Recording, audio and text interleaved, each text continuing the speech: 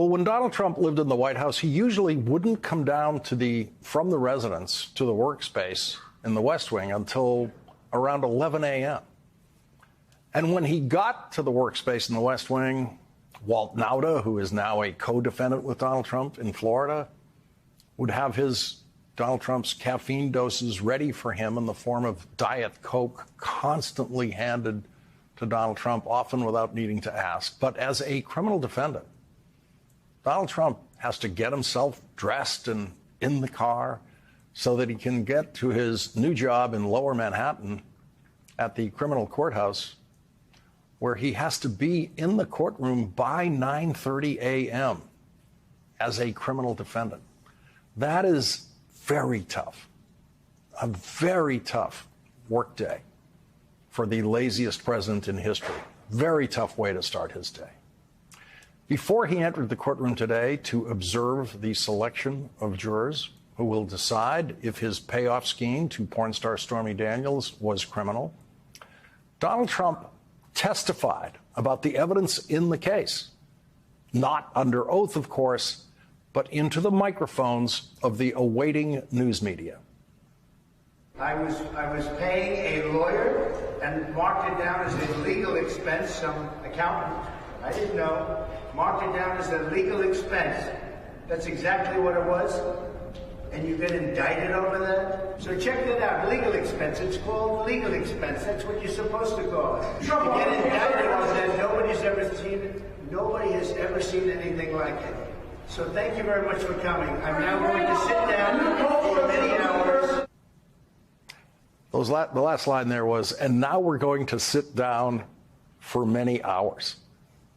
And he meant that as hard work. That's hard work for Donald Trump, sitting down for many hours. That's not easy for him to endure at 77 years old.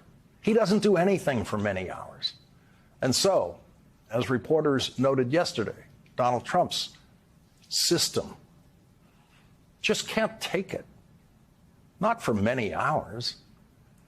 And Donald Trump, according to the observations of reporters in the courtroom, falls asleep. And so today, courtroom artist Jane Rosenberg took her place in the history of portraiture by capturing the sleeping Donald Trump.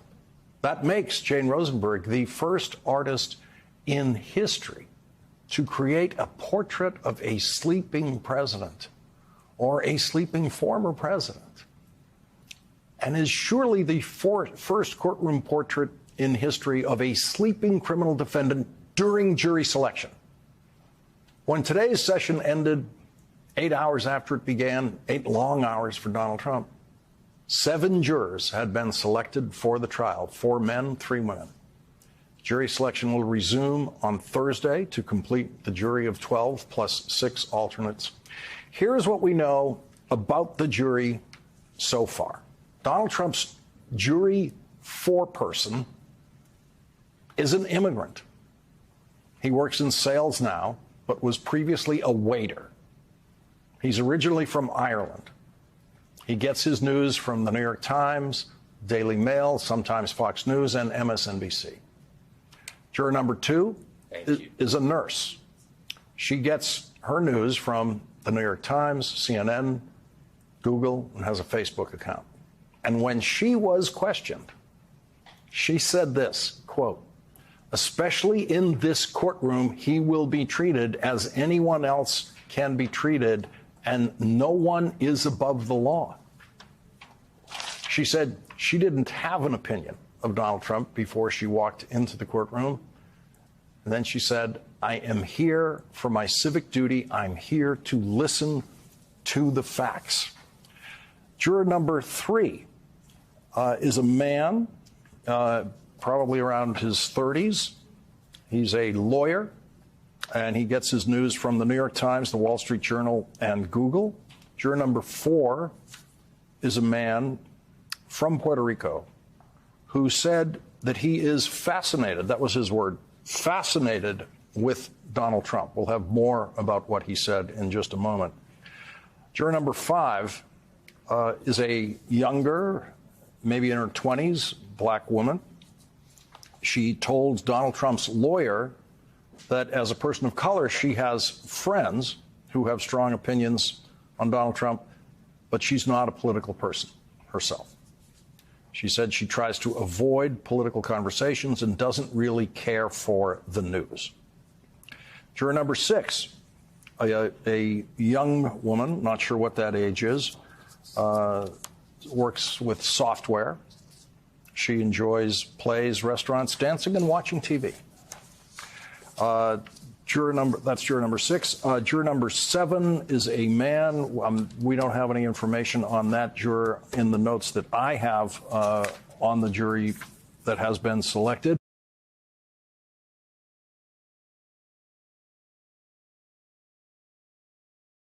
Fill in a blank here on that juror, juror number 4 now, who said he's fascinated by Donald Trump. What else did he say? No, I'm reading from the transcript here, Lois. Oh, you got the transcript. And okay. You have to imagine this real tone of wonder in this juror's voice, who's now on the panel, saying, I find him fascinating and mysterious. He walks into a room and he sets people off one way or another. I find that really interesting. Really? This one guy can do all this? Wow. That's what I think. And what did the prosecutors have to say to that juror in questioning? This was during an exchange not with the prosecutors, but with Todd Blanche. Yes. Because you have to remember, during this entire process, the court has studiously avoided trying to elicit from jurors, what do you think about Trump? Todd Blanche tried to push that in the pretrial hearings. Mm-hmm. That failed. And the judge said their opinions on Trump are immaterial. But during this process, during voir dire, Trump's lawyers have the chance to try to elicit that information. Elicit they did. And this one actually made the cut. So, Andrew, each side at this point has used more than half of their preemptory challenges they can just offer without saying why. That juror coming in and saying, I'm fascinated by Donald Trump, he walks into a room. There's more than one way to read that, but that had to make the prosecution a little nervous listening to that. So I'm struck by the fact that both sides have used 6 out of their 10 peremptory challenges, so they only have 4 left. There are 2 ways that juries can be chosen, typically, and this is the one that's least gives the least amount of information to both sides. It's euphemistically called the flop method, and the other is called the strike method. The strike method is much better because you see all 38 potential jurors at once. Mm-hmm. You will see everybody who could be on the jury, and then you exercise your 10 peremptories, and the other side exercises their 10 peremptories. They don't have to, but that's up to 10. But you can see who the universe is. Here, you just do it sort of seriatim, so you don't know what's coming next.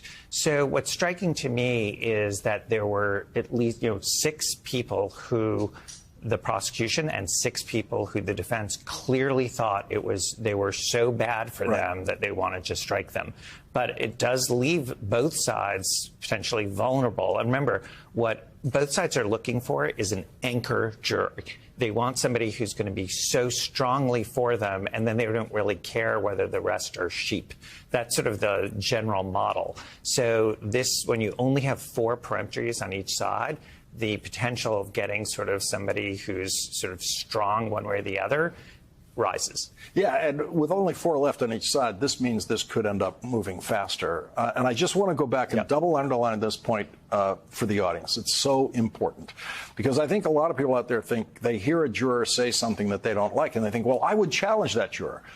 And the answer to that is you might not if you have no idea who that juror is going to be replaced by. And that's the game they're playing now. They have, exactly. It's not like, oh, if I challenge that juror, then the next one up is Andrew. You don't know who the next one up is. Right. Well, that's a terrible example. But yes, exactly. You don't see all 38 possibilities. Yeah. So you have to exercise. And that's, to me, it's interesting that as the prosecution, they would exercise 6. It means they really didn't like them. At least that's what I'm sort of intuiting, because they have 4 for the remainder. Now, they won't care quite as much about the sort of the end alternates because the chances of getting to them are much lower. So they'll be focused very much on the next 5 is where they're going to really be focused, thinking that's the group of 12 then. Adam, what else struck you during jury selection today? Well, there was one point, and another piece of transcript before me, there was this one moment where the judge all but accused Trump of juror intimidation. What happened, there was a moment when the juror was called back into the room to answer for a social media post. She had posted a video that was around the time of the presidential election, around the time of Trump's defeat, and that it showed a street celebration. And I'm reading from the court about what the judge observed of Trump's reaction to her answers. The innocent explanation for that video said, "Before we continue, I want to put something on the record." This is Justice Merchan. "So, Mr. Blanche, while the juror was at the podium, maybe 12 feet from your client was audibly uttering something. I don't know exactly what he was uttering. He was audibly gesturing, speaking in the direction of the juror. I won't tolerate that. I won't have any jurors intimidated in this courtroom. I want to make that crystal clear." So that, of course, is an incredible moment. The accusation, we have to remember that Trump is still facing a potential contempt of court. There's a hearing scheduled for next week. He has been commanded to show up on pain of arrest. So when that moment rang out, it was an incredible moment in the courtroom. And the juror survived for cause challenge. The Trump team needed to strike her with a peremptory challenge. That's one they had to use their challenge on. They had to decide. Yeah, Andrew, I want to go back to the evidence as presented by witness Trump to the press today. Something we'll never hear him say in the courtroom because he'll never testify. Right. But his defense that he's going to present every day in some version there outside of the courtroom is. Listen, I was paying a lawyer. Michael Cohen was my lawyer. I was paying him for years. These checks to Michael Cohen were just me paying Michael Cohen, the lawyer. That's the defense. They're not going to get it from Donald Trump's mouth, but that's what the defense lawyers will be trying to get through cross-examination and other witnesses.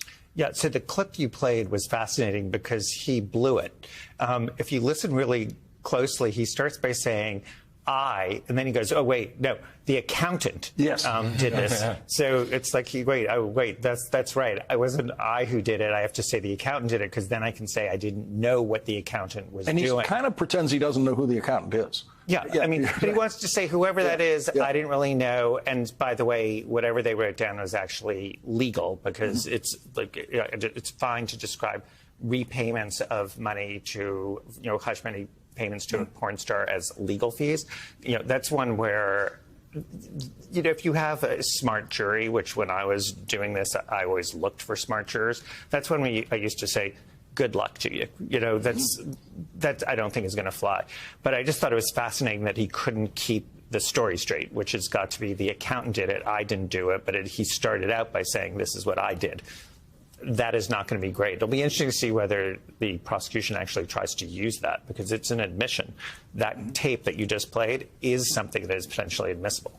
And he's going to do some version of that pretty much every day out there. Well, just to be clear, we saw that when Rudy Giuliani did that, and the evidence of what he said outside of court was played in the civil case, the civil defamation case that he lost. The same thing happened in the E. Jean Carroll case, where all those statements are admissible. They're admissions.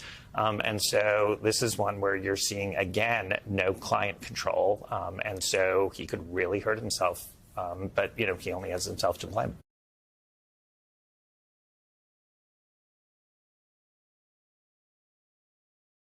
You were in the Supreme Court chamber today listening to that argument. I feel I should be addressing you as Professor Porter tonight in your law professor role.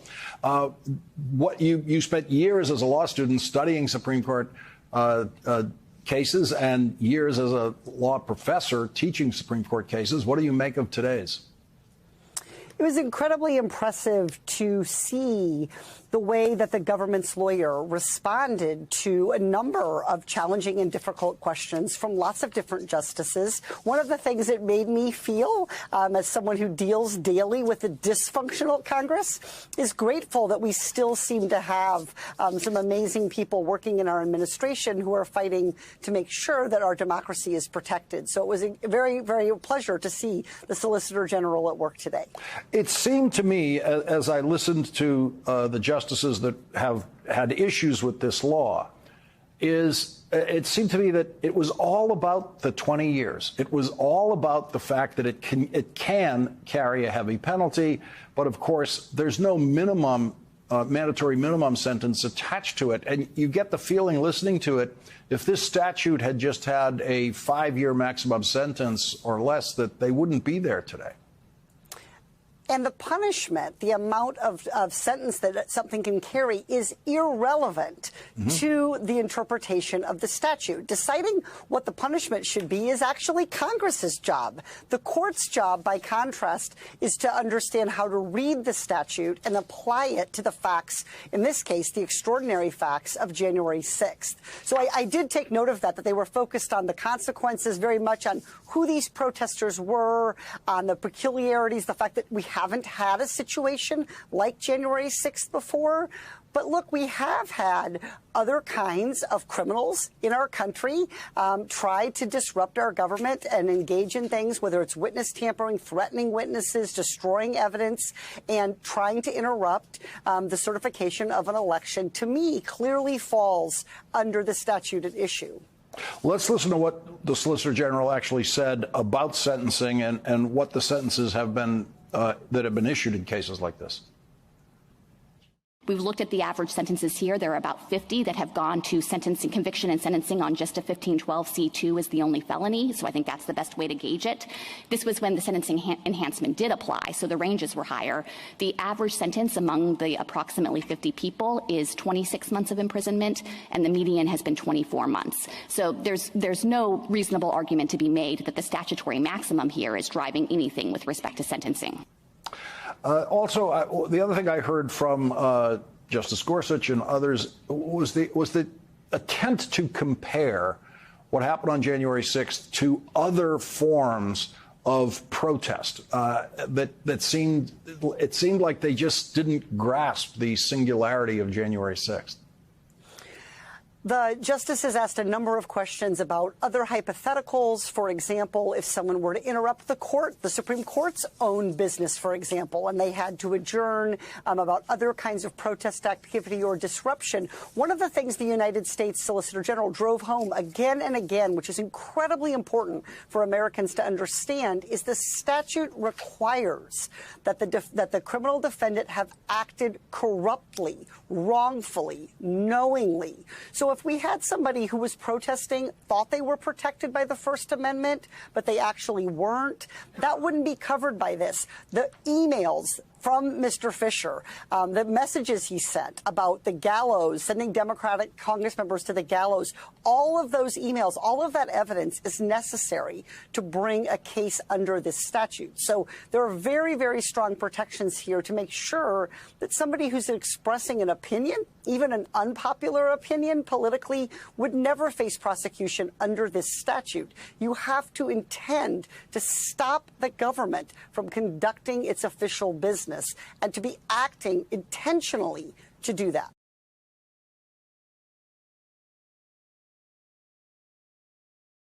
Hey everyone, MSNBC has a new and improved app. You'll get real-time alerts and analysis, live blogs, in-depth essays, video highlights, and the best 2024 election coverage. Download the new MSNBC app. Here's how to do it. You tap on the App Store on your phone. You hit search on the bottom right corner. You type in MSNBC. You click on the MSNBC app. You click on Get or the cloud icon and enjoy it.